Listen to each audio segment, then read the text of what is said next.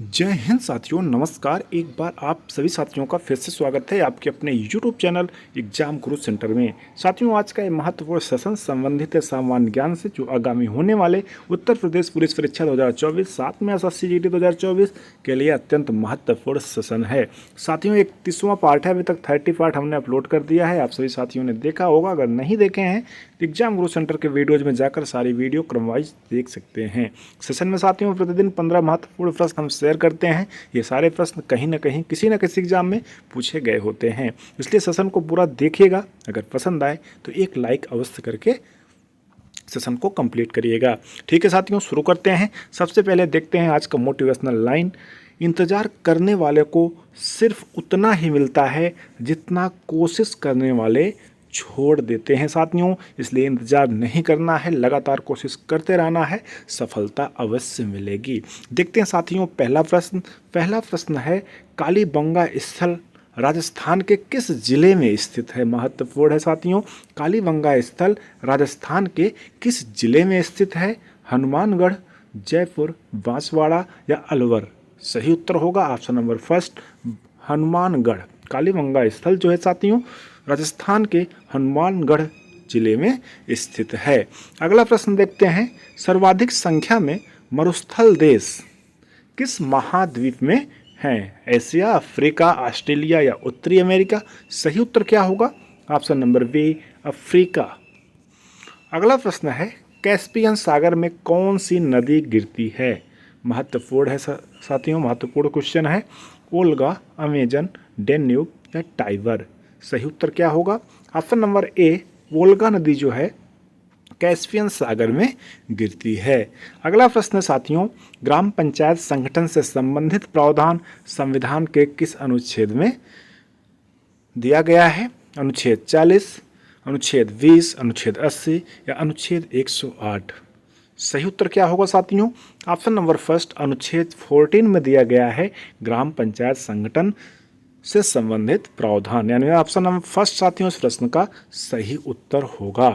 अगला प्रश्न है, गोपीनाथ बोरदोलोई इंटरनेशनल एयरपोर्ट कहाँ स्थित है? साथियों, ऐसे प्रश्न एग्जाम में पूछे जा सकते हैं, पिछले परीक्षाओं में पूछे गए हैं एयरपोर्ट के बारे में, बंदरगाह के बारे में, झील या नृत्य के बारे में, इसलिए ये भी देखते चलिएगा। 4 ऑप्शन दिया गया है साथियों, लखनऊ, अयोध्या, गुवाहाटी, आइजोल। सही उत्तर क्या होगा? Option number C, Guwahati. यानी गुवाहाटी में साथियों गोपीनाथ बोरदोलोई इंटरनेशनल एयरपोर्ट स्थित है, गुवाहाटी यानी असम राज्य में। अगला प्रश्न है, सांभर, डिडवाना और पंचभद्रा किस झील के अंतर्गत आती हैं? कृत्रिम झील, वायु निर्मित झील, डेल्टाई झील या प्राकृतिक झील? सही उत्तर होगा ऑप्शन नंबर बी, वायु निर्मित झील के अंतर्गत ये तीनों जो झील हैं आते हैं। सांभर, डिडवाना, पंचभद्रा, ये तीनों झील वायु निर्मित झील के अंतर्गत आते हैं साथियों।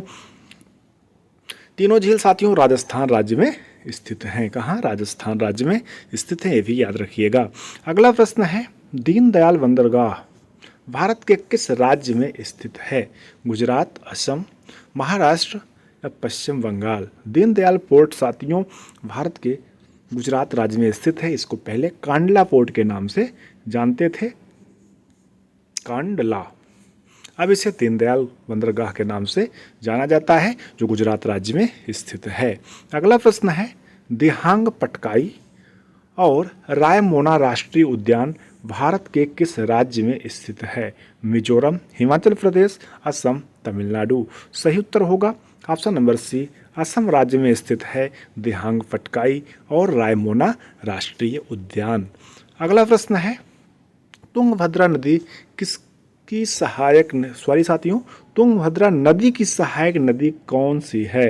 कृष्णा, हंगरी, गंगा या सरयू? सही उत्तर होगा ऑप्शन नंबर, तुंगभद्रा नदी की सहायक नदी कौन सी है साथियों? 4 ऑप्शन दिया गया है, कृष्णा, हंगरी, गंगा या सरयू? सही उत्तर होगा ऑप्शन नंबर बी, हंगरी। कुछ सस्पेंस है साथियों, हम कमेंट सेक्शन में मेंशन कर देंगे इसका सही उत्तर क्या होगा। वैसे हंगरी इसका सही उत्तर होगा। अगला प्रश्न है, यक्षगान और हुट्टारी किस राज्य से संबंधित लोक नृत्य है? दोनों महत्वपूर्ण हैं, दोनों एग्जाम में पूछे जा चुके हैं। यक्षगान और हट्टारी किस राज्य से संबंधित है? यक्षगान तो कई बार पूछा जा चुका है साथियों। 4 ऑप्शन दिया गया है, मध्य प्रदेश, केरल, बिहार या कर्नाटक। सही उत्तर क्या होगा? ऑप्शन नंबर डी, कर्नाटक राज्य में स्थित है यक्षगान और हट्टारी लोक नृत्य। अगला प्रश्न देखते हैं, उत्तर प्रदेश के मेरठ जिले में स्थित बरनावा का किला किस काल में बनवाया गया था?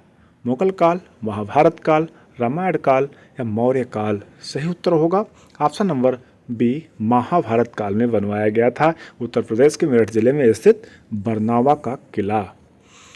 अगला प्रश्न है साथियों, संविधान द्वारा प्रदेश को प्रदान सभी शक्तियों का प्रयोग करने व कार्य करने का अधिकार किसे प्राप्त है? राज्यपाल को, मंत्रिमंडल को, विधानसभा को या मुख्यमंत्री को।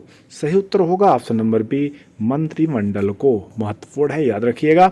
अगला प्रश्न है साथियों, उत्तर प्रदेश विधान परिषद के सदस्यों का कार्यकाल कितना होता है? साथियों याद रखिएगा, विधान परिषद के सदस्यों का कार्यकाल कितना वर्ष का होता है? 5 वर्ष, 2 वर्ष, 10 वर्ष या 6 वर्ष। सही उत्तर होगा ऑप्शन नंबर डी, 6 वर्ष का कार्यकाल होता है। अगला प्रश्न है, उत्तर प्रदेश का भौगोलिक क्षेत्रफल कितना है? महत्वपूर्ण है, उत्तर प्रदेश का भौगोलिक क्षेत्रफल कितना होता है साथियों? इस प्रश्न का सही उत्तर होगा 2,40,928 वर्ग किलोमीटर उत्तर प्रदेश का भौगोलिक क्षेत्रफल है। अगला प्रश्न देखते हैं, मथुरा में स्थित कुसुम सरोवरी छतरी किसके द्वारा बनवाई गई थी? मथुरा में स्थित कुसुम सरोवरी छतरी साथियों किसके द्वारा बनवाई गई थी? राजा सूरजमल द्वारा, बीरबल द्वारा, राजा टोडरमल द्वारा या पारिख और मनीराम द्वारा। सही उत्तर होगा ऑप्शन नंबर ए, राजा सूरजमल द्वारा कुसुम सरोवरी छतरी मथुरा में बनवाई गई थी। साथियों, इस प्रकार से सेशन कंप्लीट हुआ। हमें उम्मीद है आप सभी साथियों को सेशन अवश्य पसंद आया होगा। अगर पसंद आएगा तो लाइक करिएगा, ज़्यादा से ज़्यादा शेयर करिएगा।